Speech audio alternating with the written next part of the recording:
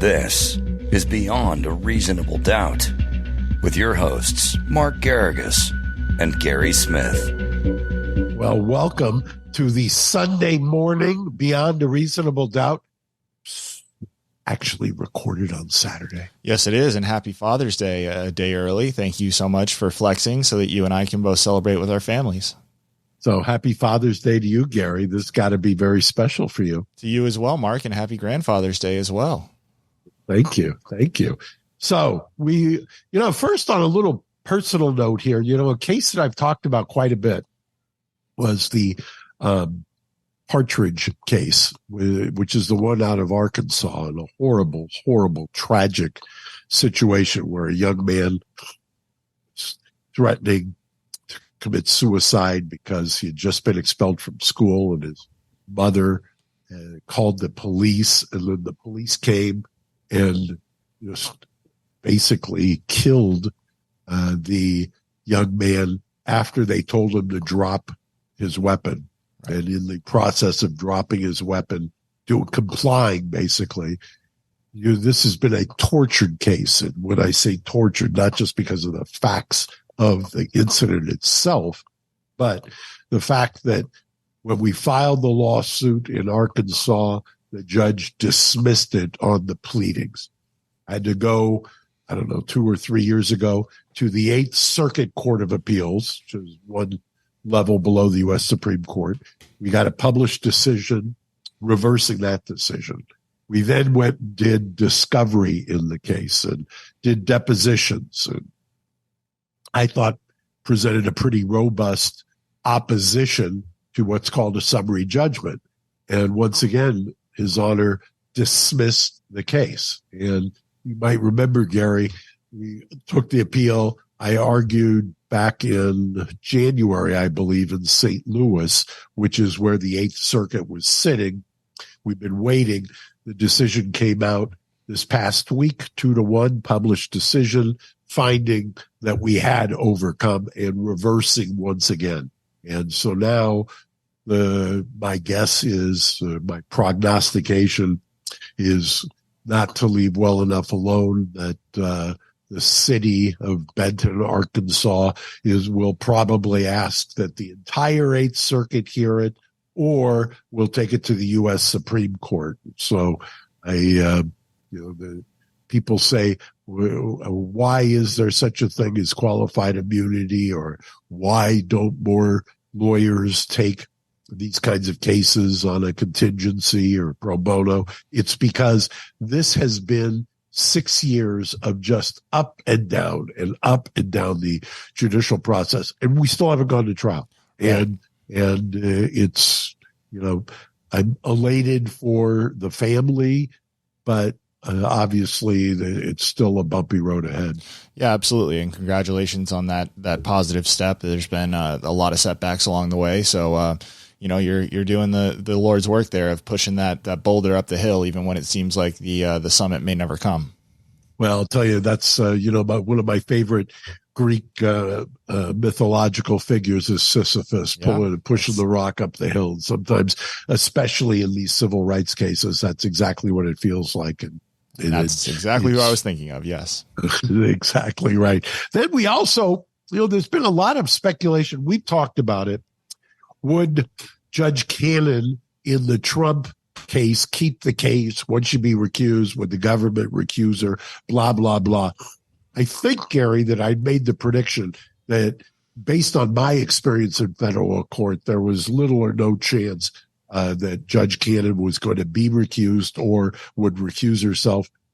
Then what people don't understand, I believe this week, there was also in the Twitter sphere, because the thing had been, various items had been referred to the magistrate. And I think one of them was the protective order. Do you have that? Yes, I do. I'll put it up right now. The Twitter was going quite nuts. I saw a lot of people very interested in how much criminal experience that Judge Cannon had. Yeah, you know what? There are judges all the time, especially big firm lawyers who get appointed to the bench, which is the traditional pathway onto the federal bench. My father used to joke that when the partners at the big firm thought that they'd made somebody a partner and they didn't bring in enough business, that one way to get rid of them wasn't to vote him out of the partnership, but was to put him on the federal bench. I think he was joking when he used to make that observation. But here, why don't you describe what we've got up on the screen here? Yeah, basically we've got a request by the government for a protective order based on my reading, and this will be probably a bit of a layman's explanation, but they're basically saying that we want to make sure that defendant Donald Trump and defendant Walt Nauta will not discuss any of the details nor share any of the discovery that is given to them or their lawyers, because it involves ongoing investigations, there's sensitive material. Basically, they're doing everything they can to prevent Donald Trump from sharing anything that they produce as discovery with the public, which I think is, given historical, patterns, is probably a reasonable request to make. Well, this reminds me, I remember in probably 15 years ago, I was defending a case where the feds had indicted the number 3 guy in the CIA, along with a defense contractor who was my client. They indicted them, or at least my client, in two different cases. But the CIA case, they claimed there was classified information. They also made the argument that the defense lawyer, in order to get the discovery, needed to have a security clearance. And I take issue with that. I've always taken issue with that. I don't think that the government can require me to get, as the defender, to get a security clearance. If you're going to bring a public case and use the public courts, then you have to be ready to show your hand in public and not require some kind of star chamber compliance with SEPA and a security clearance and everything else. In fact, I think that means you're vetting the lawyer. You've alluded to this before. I remember you alluding to this before on Reasonable Doubt. We've discussed this with Adam. Yeah. And so that, in that case, if memory serves, at first the judge overruled them and said, right, I agree with Mr. Gargas. They then went behind my back, if you will, ex parte in camera. When I say behind my back, I'm being facetious, but it was behind my back, and presented evidence to the judge saying, we need to give this to Mr. Gargas to adequately defend his client. And the judge agreed and reversed himself after having seen that. And I still said, no, I'm not going to do it. They got me removed on the CIA part of the case. They appointed the public defender, or the then public defender, who I really liked, and he's no longer in public defense. He's in private practice now, and he was and is a tremendous lawyer. If I remember correctly, when they got assigned the panel in the Ninth Circuit, I believe that the government, this is all, and by the way, this is pure speculation, I believe the government was worried that they were going to make some bad law. And so what ended up happening is they ended up dismissing that case against the client rather than go forward on the issue of whether, number one, they could require the defense lawyer to get a security clearance, and number two, whether they could remove him if he said no. And, there are some of these issues here for this magistrate on this protective order in Trump. Number one, telling them that they can't discuss it, the clients, that they can't discuss the information, and that the information is highly classified. Well, first of all, presumably, and I keep coming back to this. Who are the classifications designed for? They're designed so that the commander in chief who's at the apex, controls the information. It's amazing to me that how often I've heard the argument by seemingly educated lawyers that you can't, that no man is above the law and he can't take these items with him, even though he's already, when he was a president, had seen these items, could have declassified many of these items. And by the way, there is no element, as far as I can tell, saying that he did anything with these items, he being Trump. Now, I saw a poll yesterday, which was also fascinating to me, of Democrats, which I have maintained my membership in the Democratic Party all this time. Do you know what the percentage is of people of Democrats who think that this is I forget maybe you can find it for me there. The percentage of Democrats who either agree with the prosecution or think that they should not have been brought. You see it anywhere there? I want the exact question because I don't want to misstate it. And a wild fluctuation between Democrats, independents, and Republicans. Let's see here.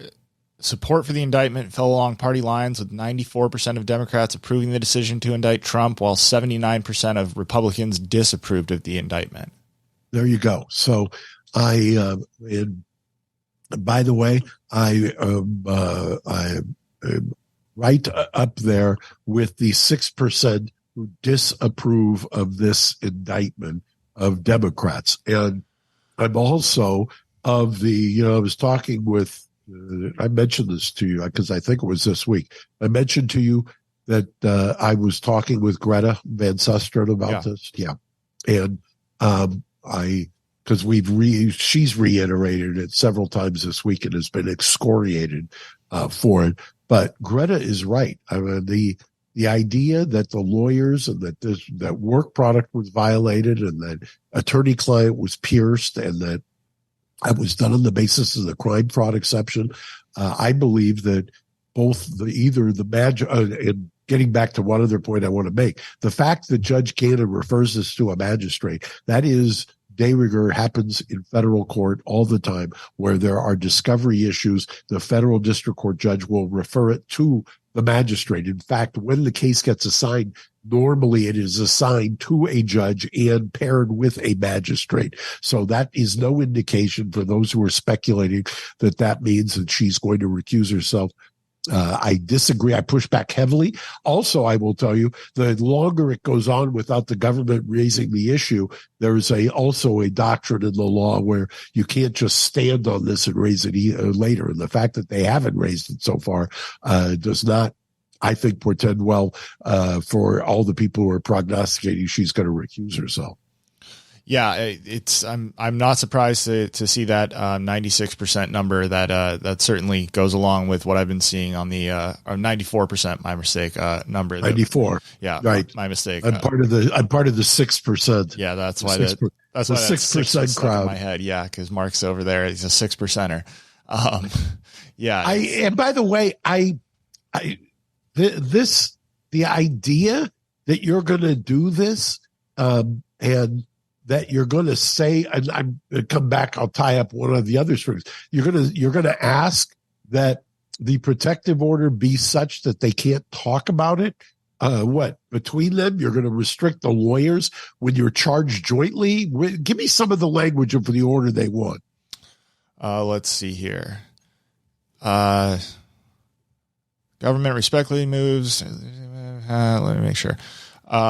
The government is ready to provide unclassified discovery to the defense. The discovery materials include sensitive and confidential information, including the following: personal identifiable information covered by Rule 49(1) of the Federal Rights Criminal. Sorry, I'm scanning here to make sure that as a result, it's not a long thing. You can I can read the whole thing if you like. I mean, the government respectfully moves pursuant to federal criminal pursuant 16D1 for an entry of a proposed protective order to govern the discovery in this case. The government has conferred with counsels for defendant Donald J. Trump and defendant Walt Nauta, who have no objections to this motion or the protective order. On June 8th, the grand jury in the district returned a 38-count indictment charging defendant Trump and defendant Nauta. Defendant Trump is charged with unlawfully retaining national defense information in violation of 18 U.S.C. 793E. Defendants Trump and Nauta are charged jointly with conspiring to obstruct justice, obstructing justice in violation, and concealing documents in a federal investigation in violation, and a false statement concealment scheme in violation of. I'm skipping over the numbers. Right? Here. Yeah, you don't have to read the sections, but I don't know. I would be objecting to this, and I would be objecting to any of this protective orders. I was surprised. I understand the redaction of personal identification. Absolutely, that's fine. But any kind of a protective order at this point on a case where you've got this kind of political polarization, to me, is anathema. Yeah, and it also just seems, unrealistic to me, given that, unless you're going to somehow order that Walt no longer be his body man. I mean, they're going to be. How are you? That'd be like asking you and me not to discuss the news of the day. It's just, these people are interacting at a level that it just seems almost impossible. What do you think about the speculation that's been going on Twitter from various legal minds saying that there's also a back burner idea of potentially charging Trump in New Jersey should something go awry in the Florida case? Well, they've got it depends on what they would charge, obviously, but venue is an issue. Although this week the U.S. Supreme Court said even if you get tried in a jurisdiction, basically a venue, there could be a retrial. So they've settled the circuit split there this week, interestingly enough. The whole idea of shopping trials and criminal charges around in different jurisdictions, I just think is it's antithetical to the way the criminal justice system should be set up. I mean, this idea that you're going to just pick your forum, which is called forum shopping, is a real problem. Yeah, I agree. But that has been a very popular thing amongst certain sectors of Twitter and various, sections of Reddit as well is, Jack Smith, brought these charges down in Florida, but he's still got a few in his back pocket should Judge Cannon, for instance, decide to schedule the trial for after the election or something of that effect. By the way, Jack Smith, who they always refer to as a prosecutor from The Hague, you know what case in the U.S. he's notorious for? Look up the governor of Virginia. I believe his first name was Robert. U.S. Supreme Court. There was a conviction and a reversal. See if you can find that. Yes, I'm pulling it up right here. Robert McDonnell, right? Correct. Yeah. And what year was that? Let's see. Oh, sorry, that was a video that I clicked on. Let me see. The 2012. Yeah. Reversed by the U.S. Supreme Court, right? Yeah. Conviction reversed. Yes. And do you have the head note there on why it was reversed? I can have it in a moment. Okay. I'll even let you, in post-production, clean this up so that it'll be snappier. But I'm doing a little stream of consciousness here because I knew the name was familiar, and I remember the case when it was being both tried and when it went to the U.S. Supreme Court. Let's see. Was as I remember, a sitting governor in Virginia. Yeah, his conviction was overturned by the Supreme Court. You're supposed to seek truth and justice, not merely to convict. It said, adding, right. I hate having things tried in the press. We'll have to see how this plays out in the courtroom because the sides are going to be really embarrassed when it comes to evidence. And and gives quite a bit of fodder to those who would argue that this is somebody who was, and constantly referred to as a prosecutor at The Hague, which is great. I've got a guy who used to be of counsel to my firm who also is now a war crimes prosecutor, and they do wonderful work, or at least attempt to, under very trying circumstances. But this is one of the cases in Jack Smith's resume, which is I believe it was a sitting Republican governor, was it not? Yes, it was also at one point bandied about as a presidential contender.